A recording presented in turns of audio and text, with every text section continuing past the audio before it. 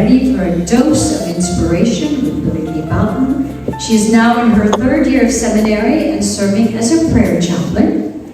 Billiekai brings a vibrant blend of leadership, poetry, and new thought wisdom to the pulpit. She's a military veteran with a passion for gardening and the written word.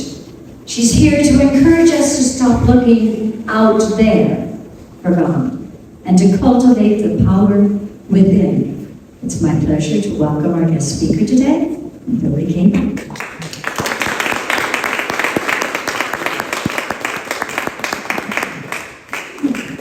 Thank you for that warm introduction, and thank you for that beautiful music. That's amazing, Jack and Jerry. Thank you so much. Well, good morning. Thank you for inviting me to share this time with you. I'm excited to be here. And today we are going to be talking about your God presence system, which is really about the power of divine wisdom. So I'd like to start with a little audience participation. Are you guys ready for a quiz? This is going to be really hard. How many of you have ever gotten lost? Show of hands. You pass. You win. Everybody gets an A. So when we get lost, it's something we can all relate to, right? We've all been there. It's happened to everybody. We're in a strange town. We wind up on a dead-end road, and the first thing we do is return like our phones to get that GPS going, right? Like, where's the map? I'm looking for my little blue dot. I'm going outside to reach some satellite to get myself reoriented. And we just turn to technology. We live in that age. We look at our phones, and we're just constantly outside of ourselves, going to Google, going to WebMD to look up our symptoms, convincing ourselves we're going to die in 3 weeks from now. We're conditioned to believe that every answer is out there. Every answer is someplace outside of my body, outside of my mind or my heart. And sometimes I get lost on my metaphysical road, and I run into a road closing sign or a detour sign. And sometimes that can be a health challenge, or maybe a finance challenge, or my heart gets broken into a million little pieces. And then when I start searching for something outside of myself, it fails me. I can get scared, or frustrated, or maybe even a little angry. I can and we can collectively start to feel abandoned or separated from God. We can feel that lost sense, that darkness sense. But something amazing about Unity that I really love about our Unity community is that it offers us new information. It offers us new supports. And what it teaches me is that the satellite I'm searching for is not outside of me in the sky, but internally, inside myself.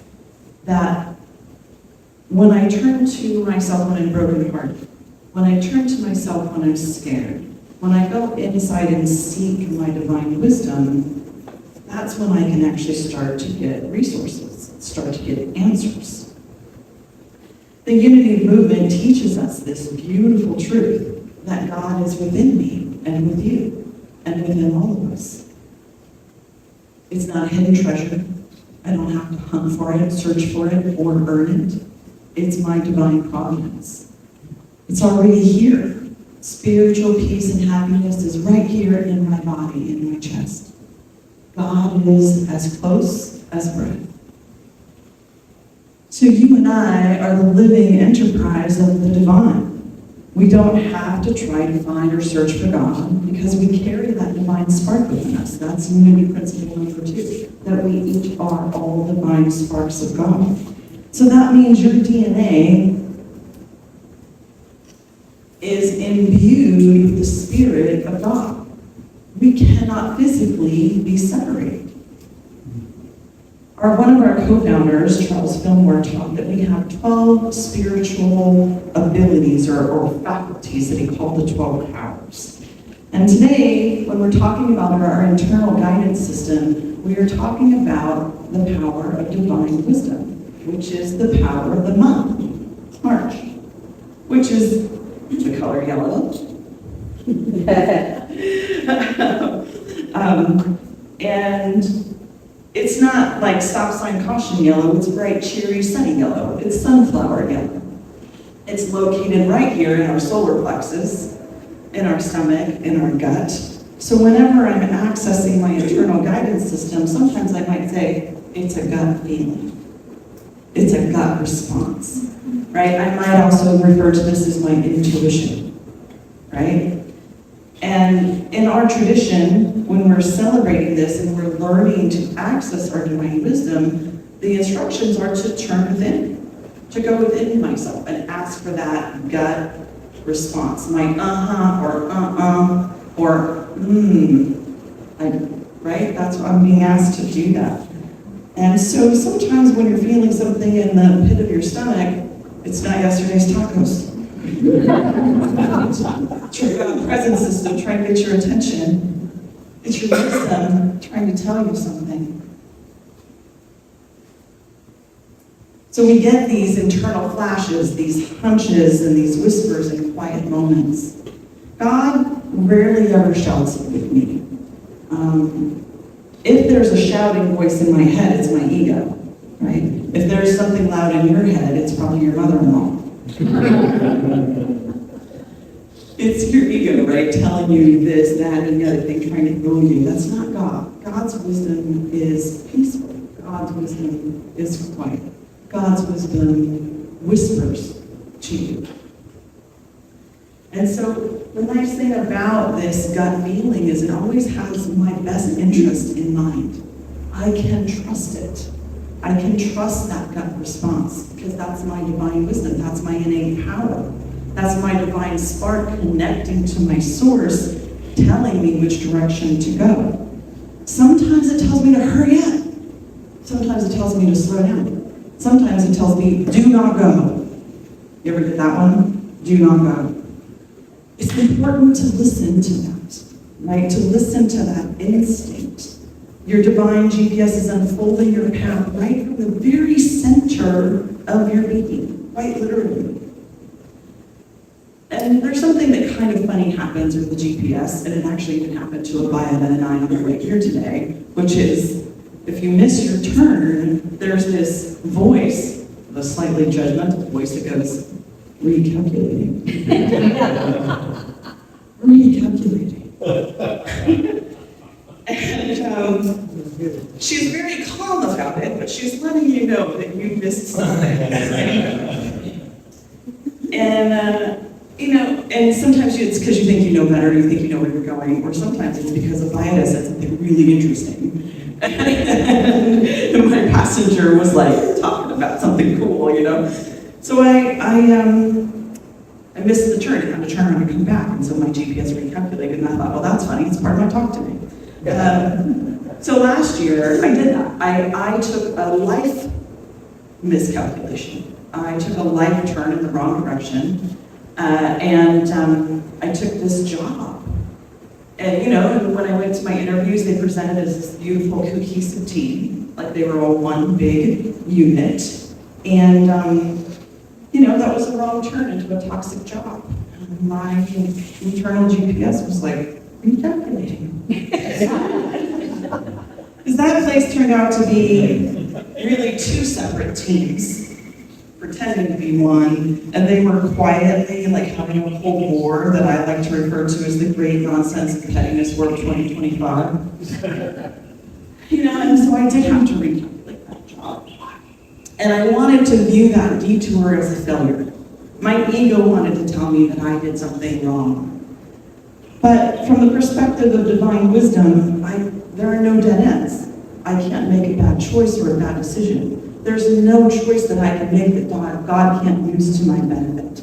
So my internal GPS system recalculated for me, and now I have an amazing new job. That's wonderful, right? So I truly believe that this GPS system can recalculate me, can redirect me when I need to be redirected. And also, it didn't judge me, right? God never judges me for going left or going right or stopping or going, right? God says, okay, you did a thing, let's try this. right? That wasn't what I had in store, but don't worry, I can work with it. And so it doesn't go, oh, hey, this one. You've ruined your life, I'm turning off. Yeah, that's not what happens. Instead, it just goes recalculating, gets a little spinning wheel, and then you get to where you need to go. You get to where you're supposed to be and designed to be, because that's all part of divine order. So this new route toward my highest good will take me exactly where I need to go. And that's precisely what happened to me. My little detour, right, landed me exactly where I was supposed to be heading. And I loved that today's quote was from Isaiah. Isaiah is my favorite chapter.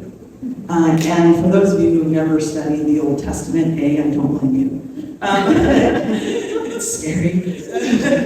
But B, Isaiah is different because it is an entire chapter of songs to praise God. And it's absolutely stunning. It's some of the most beautiful poetry I've ever read. And so my Bible quote today is from the prophet Isaiah. When you turn to the right or when you turn to the left, your ears shall hear the word behind you saying, this is the way, walk it. And that's Isaiah 30:21. This is the way, walk it. What's interesting to me about the GPS, it only speaks to me when I'm driving, right? I have to be moving the car, and it says at the next light, the next stop sign, at the next street, where you have it. Like, it speaks to me when I'm in motion. And what that tells me is that God is dynamic in direction, that I get my best direction when I am moving. And so even though I was in the great nonsense and pettiness war of 2025, I was still moving. And so my GPS could go recalculate. And it could reroute me and redirect me. You can't steer a car that isn't moving, right? Here. So these two are two of my favorite quotes. This one from Pablo Picasso. Inspiration exists, but it has to find you working. Right? We all thought he was talking about a painting. But really, this is God. And then also this one from Pullman Cox, which is often attributed to Thomas Jefferson. But it's the harder I work, the more luck I have, or the luckier I get, is often how people say this. And it's the same concept, that I need to be moving so that I can receive that redirection, so that my internal guidance system can work for me. So it was easy for God to recalculate my route and take me to the job that's wonderful with great people where I'm supported, and I get to use my gifts. And so God was always working toward my best benefit. So what I want to share with you is to trust that recalculation, right? Trust the hunch. Trust that divine substance will expand to meet your every need.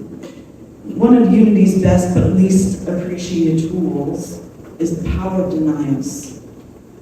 And I think because people misunderstand a denial as like a poor habit to hide away from things, right?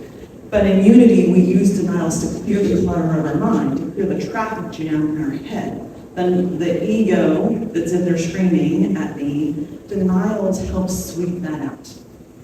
And so I can say denials to help clear my path and help trust my intuition. And one of those is I deny that this situation has the power to defeat me. And I deny that this circumstance has the authority to determine my worth. Right? So those are great denials, and denials followed by affirmations mean I've cleared space, and now I can affirm that God loves me, that God will direct me, right? That God will take care of me. So your ego gives you a tough time. It doesn't want to believe you, so that's why denials are so important, and why Unity encourages us to use them. You know, your ego wants to overcome everything, complicate everything. It wants to be the high supreme crowned ruler of your feelings. And it absolutely always insists on being right. And there's really no sense in arguing with your ego and being right. You can't win. It's just going to throw a temper tantrum like a child in an Albertsons aisle that wants a candy bar, right? You relate? To either your kids or your own brain. So one of the things that we can do with our ego is to simply not fight it, to practice non-resistance toward that thing that it's, fighting against. And so one of the tactics that I use in this case is to ask not the direct question, like I'm not asking you if you want to do the thing. I have to ask you what the choices are about doing the thing. So when our kiddo was little, we used to do this. Do you want to wash your hands in the bathroom sink or the kitchen sink? Right? Not do you want to wash your hands? Because they can say no. And your ego will say no. Not do you want to put your shoes on, but do you want to wear the blue shoes or the green shoes?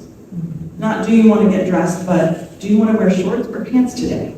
Do you want to wear the green shorts or the purple shorts, the black shorts or the purple shorts, right? So what we're doing here is we are exuding non-resistance. We are not talking about the thing that has to be done. It's not. When you get a hunch, that thing just has to be done. And so my question is, how do I respond in a way that's non-egoic, that's non-resistant? So our adult brains work just like child brains when it comes to this. And, instead of saying, do I want to do the laundry? Well, heck no, I don't want to do the laundry or the dishes. But the question is, do you want to use Tide or Gain? Do you want to use Palmolive or Dawn? And so what I'm doing here is I'm giving myself autonomy. I'm allowing myself to have a choice over a situation that I have to do. The laundry has to be done, the dishes have to be done. So to practice the non-resistance, I go, okay, do I want to do the dishes at 6 or at 8? Do I want to do the dishes with Dawn or Palmolive? And then I have autonomy and I feel empowered. And so this is a trick that you can use, right, to work with your hunches, to work with the things the Spirit is guiding you to do and leading you to do that you want to go, no, I don't want to do that. You're in meditation and suddenly, Kathy pops up and your brain goes, you need to call Kathy. Don't fight it. Just go, okay, do I want to call Kathy at 7 or do I want to call Kathy at 7:30? Right? And give that option. Because I've tried yelling at the laundry and it does not work.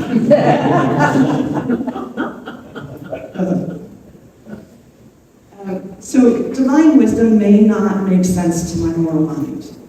And my gut instinct, my internal GPS system may ask me to do things that don't make sense.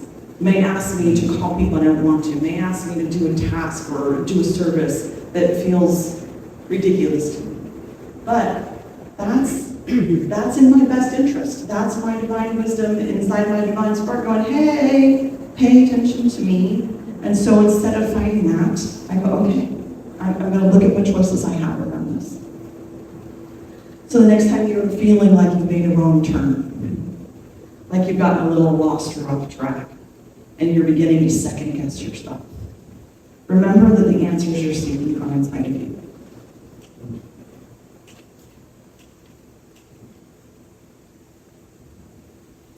Trust that your inner guidance is a wise power, the power of wisdom, and that it can be wielded to be used to your benefit. There's no sense arguing with the God-present system. It will win. We will lose. So breathe. Tune in. The answers you seek are inside of you. Your inner GPS is wise, loving, and always on. Always there.